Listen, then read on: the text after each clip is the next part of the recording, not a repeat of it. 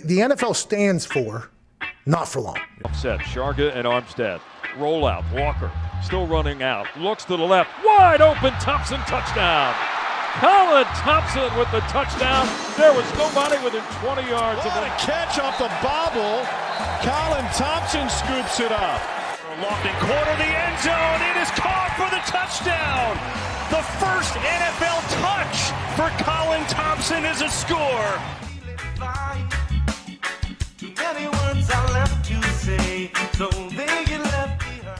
What's going on, everybody? Welcome back to another edition of the Colin Thompson Show, presented by Not For Long Media and our official sponsor, the original Fudge Kitchen.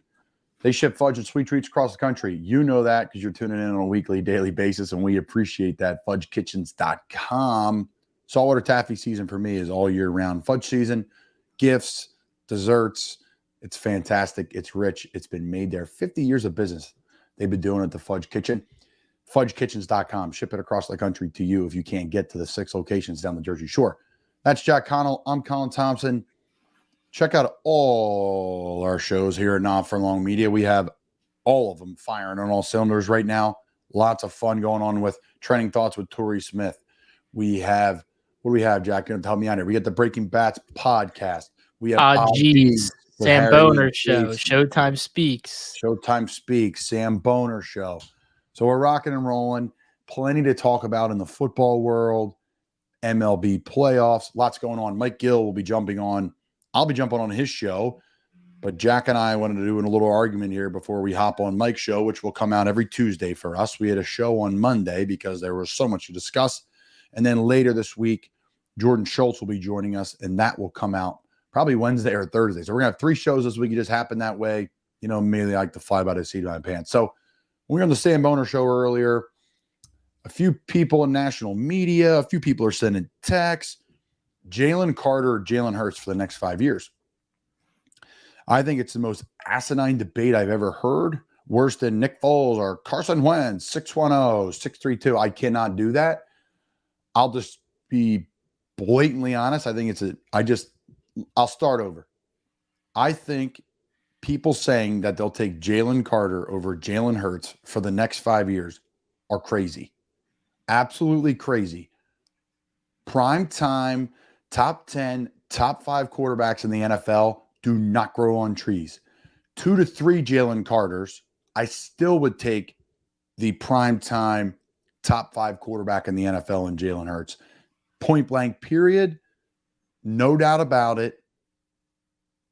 What do you say, Jack? I agree. When you proposed this to me, you did not include the 5 years part. You just said, who would you rather have? So I took that as for the rest of their careers, you could only have one of them. I still would take Jalen for the rest of his career. I would take Jalen Hurts. I can't say Jalen because they're both. Yeah, you're right. I would take Hurts in the 5-year realm, and over the rest of their career, if you like, so the way I phrase this is Hurts is the starter for the rest of his career. So that's like what, 36, 37.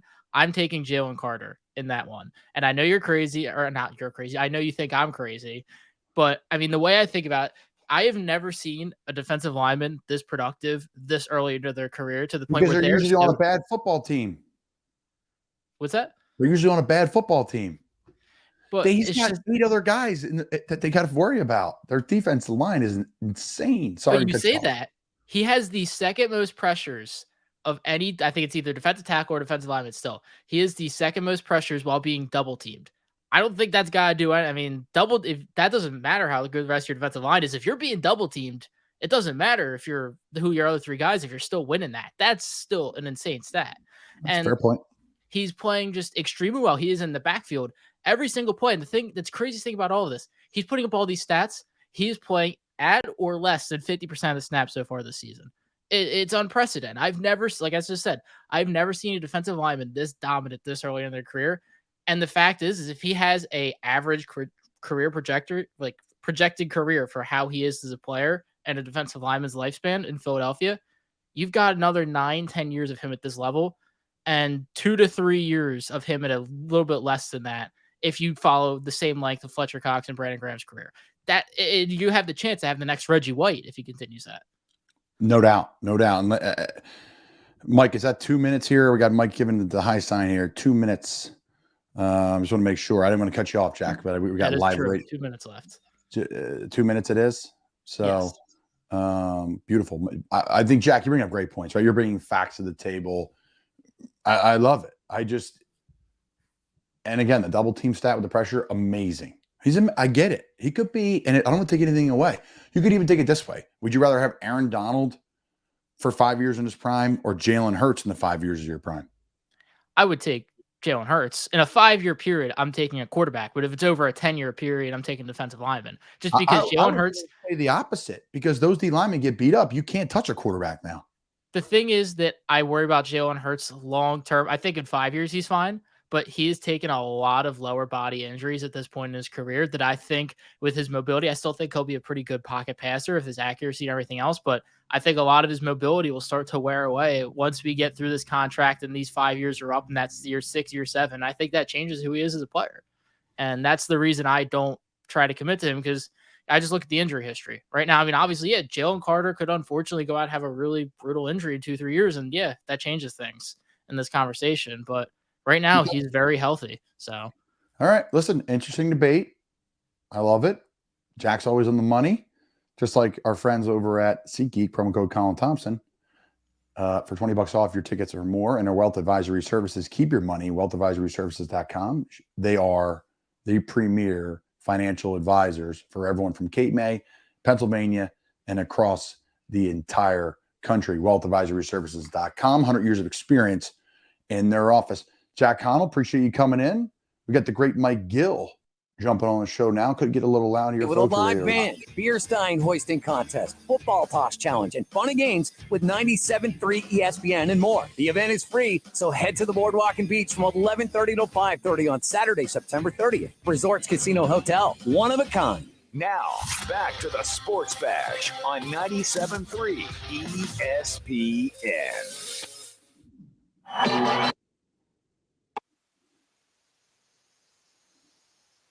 All right, Sports Bash Live, 97.3 ESPN.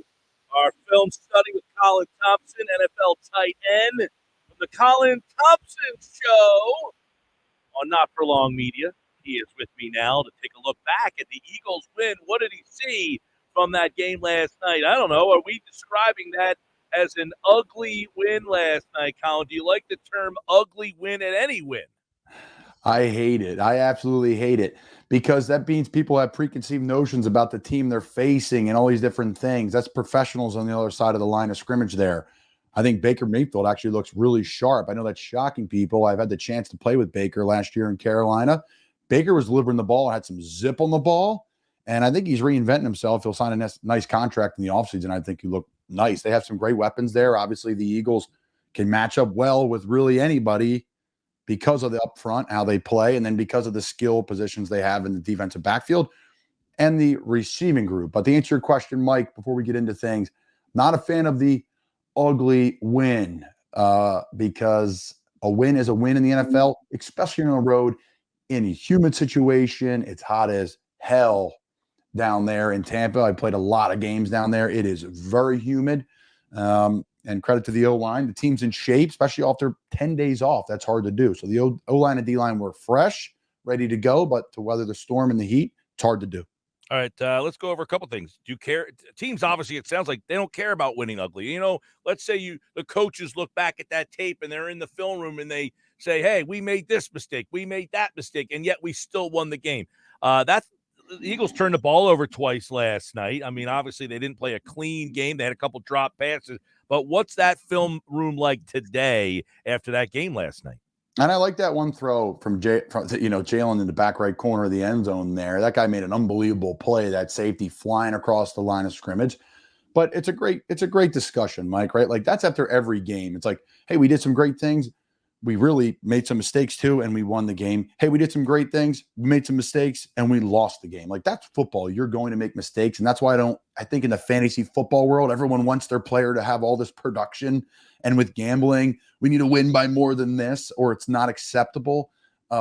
Let's be real, folks. Like, this league has more parity than it's ever had. I mean, right? People say this and that about the Arizona Cardinals and how they're tanking for the first pick.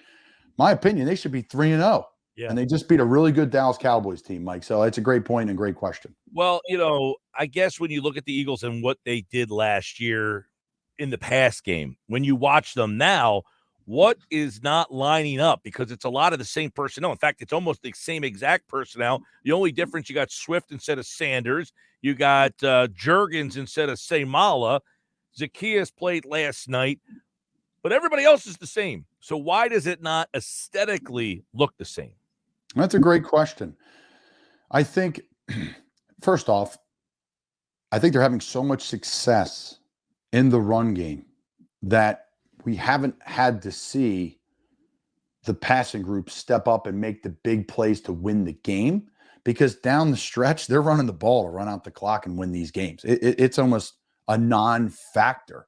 So there'll be times where I don't know when it will be, but when the Eagles aren't moving the ball, running the ball as well, and they're going to have to adjust. And I know you were talking before I jumped on the show here about Jalen running the football. And I think teams are making a conscious effort to not let him pull the football in the zone read game and the RPO game and use his feet, because notoriously, watching college football, watch with certain quarterbacks in the NFL, when they get moving and they get running, you can't guard it.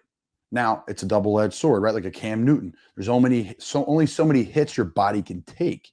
So for me, I think the Eagles have that in their back pocket. That could come. And I think we all know what's coming in the pass game. I just think the opportunities are there, sure, but they really haven't had to lean on. Yeah, I think that's one thing that we're not seeing as much this year is that design hurts run as much as the RPO. These are straight runs and gaping holes last night. So I'll ask you, Colin Thompson, NFL tight end, played with the Carolina Panthers the last 3 seasons. What does it say about the Eagles' run game that they can run with such ease against a defense? It's one thing to do it against Minnesota, where they don't have – you were in Minnesota's camp this year too. I don't know that you would even say, hey, look, I played in Minnesota with these guys. Their front is not as stout against the run as the Tampa front is, and the Eagles had their way with that front last night.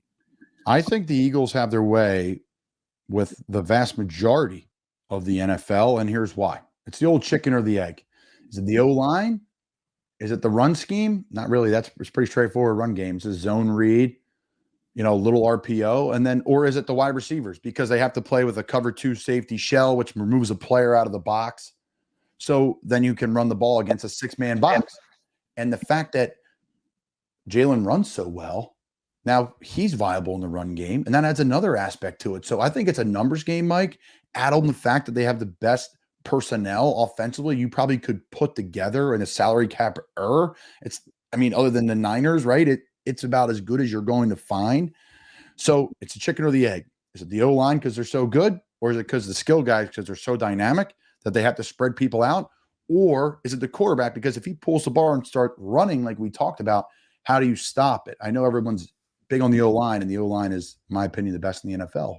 But I think there's some more factors to it because they have so many weapons. Yeah, I mean, if you are on the defensive side of the ball and you're watching the Eagles, you essentially say, I can't stack the box to try to stop the run because then I'm kind of bare on the outside. Yeah, it's a great point. And you saw when the Minnesota had success, right? Like Minnesota was winning, and there was just the way they brought pressure, and it was kind of not winning, excuse me, they were coming back, but they brought pressure and it was rattling a little bit. And then, but when they had to start dropping into coverage and doing all this stuff, like the Eagles started running the ball at them. Like they could kind of call different plays, and they just have a veteran quarterback now and the old line. So synergy-wise, I think they're in a great spot. This is an interesting dichotomy of the league right now, where things always make this change every so often. Well, defenses have now gone so light to try to defend the pass.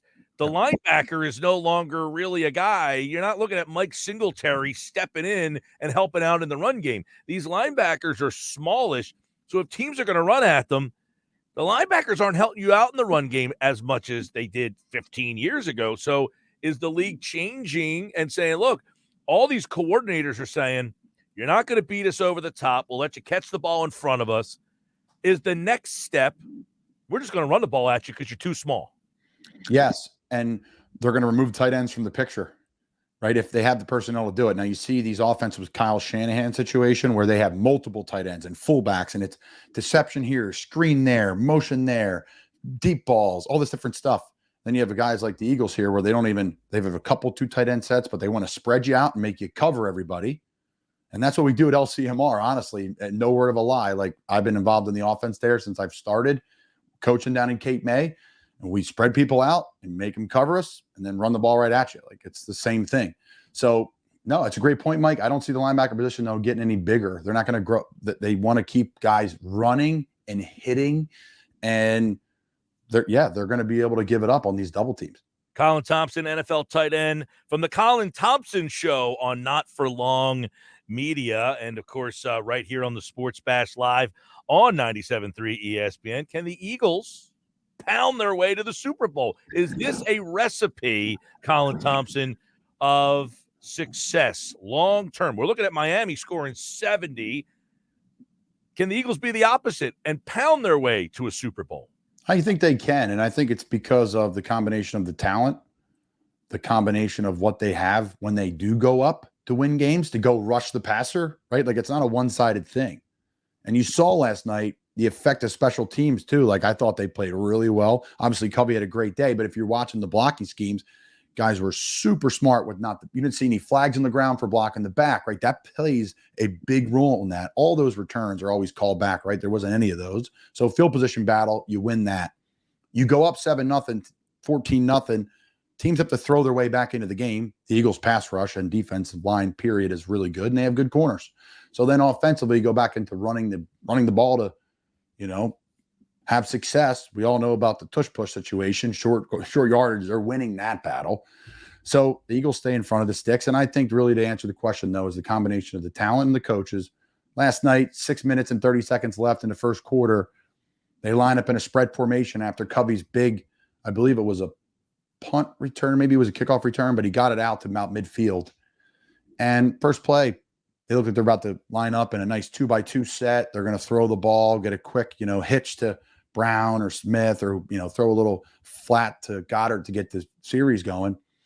Jalen pulls up like he's throwing the ball, and they run a sweet little dive play where the O-line blocks down. Kelsey pulls around and blocks the front side backer, and it's a 13-yard gain on first down. Like, they just they run it different ways. They'll line up with tight ends. They'll do the tush push. They'll run a draw play that looks awesome. And then I think the addition of Swift, people forget that this guy should have been a first-round pick. He slipped the beginning of the second round.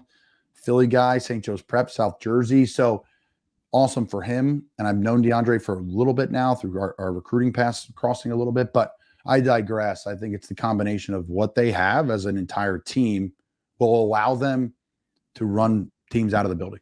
Yeah, by the way, that was Covey had a 52-yard return. It set up the first field goal of the game for Philadelphia, and Covey was a big factor in the game last night because he's been a guy, the Eagles special teams have had a struggle. The return game specifically, they have not had a lot there. Let me flip it over. Colin Thompson, NFL tight end, spent 3 seasons with the Carolina Panthers and was in camp with the Minnesota Vikings this training camp. What you like about the Eagles defense last night? I mean, you give up 11, seemingly they were all over the place, but I don't know, was there something that stood out? Was this just a group effort? Why? Give us your thoughts on what you saw, because there's so many guys you can ask about, but you give up 11, and I don't know that anybody stood out. Yeah, and that's the best part about it, right? Like, even go back to these Niners teams that people talk about and what they do. They have Warner and all these studs, but a bunch of guys make plays all the time, right? That's great defenses. I think it starts with Sean Desai. Of course, they have the players, guys. Don't get me wrong here. Like, Hassan Reddick's one of the best in the league, and like, people will say like a quiet night. The guy's like unbelievable. I played with him at Temple, and he was a walk-on, and he's from Camden. Like, amazing story.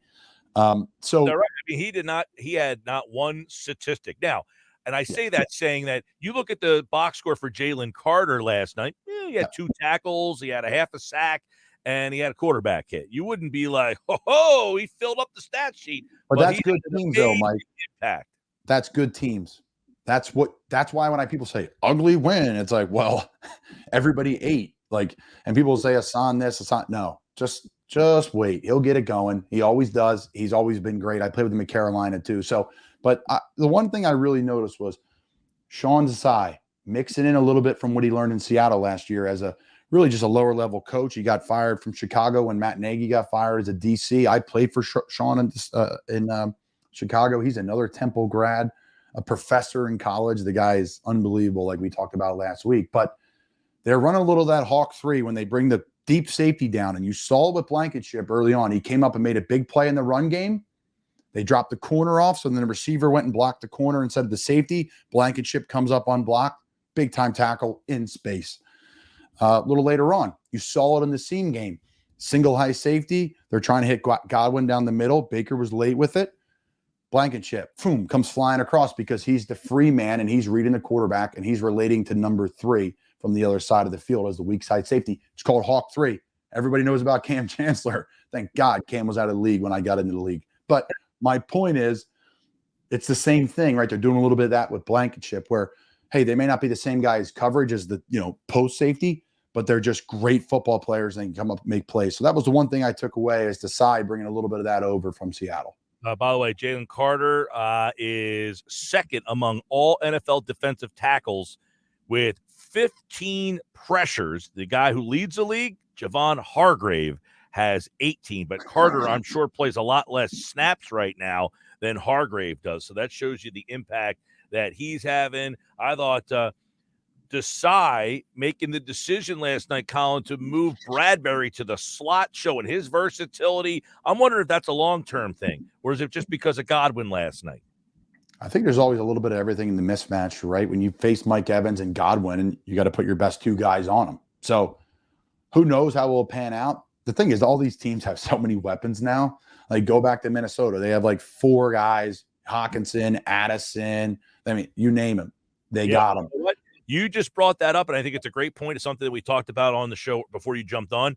They got skill players, but the line is the star, man. The line is the star, and Minnesota's line, you were there. I know you might not want to say it, but their line is their issue. It's been for a long time. Their line has – they're better. They've gotten better. They had some injuries against Philadelphia, but they've had skill players, Dalvin and Thielen and Jefferson, and their line has held them back. Like you said earlier, I was listening to the show. Draft day could get real boring when you're drafting O-line and D-lineman. But, man, in September and October, and really when it matters, because let's not anybody fool you. Like, these wins all matter. Don't get me wrong. But every good coach always talks about November and December. Always. Yep. And I think you have to have that mindset as a player too. Like, I'm getting prepared for those big time games and I need to play my best down the stretch. That's how you get paid as a player. That's how you get, all your Pro Bowl and all that, those votings, but also your team. I need to play my best for my team to win. And I think you need to win down the stretch, point blank period. By the way, Hargrave, 127 snaps this season, Carter 89. So that just gives you an indication.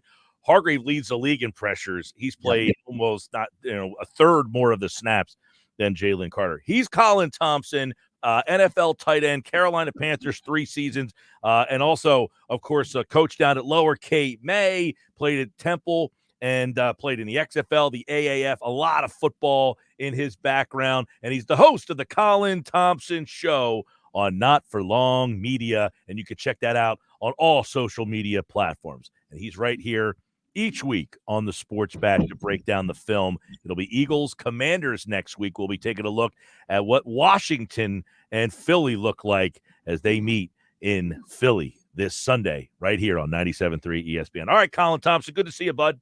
Great D-line for Washington. We'll see how it goes. Appreciate you, Mike. Right, there you go. There's a little preview of the matchup. Great D-line, he says, in Washington. All right, we come back. We got all your text messages. All right. Appreciate Mike Gill, 97.3 coming on again. A little unique podcast we have here, folks. I think, hey, why not? I join Mike's show every week. Let's create some more content for the Colin Thompson Show, Not For Long Media. Mike is a great guy and has been generous, giving me some stage time, some radio time in South Jersey. Hope everyone has a great day. More to come this week from the Colin Thompson Show and Not For Long Media.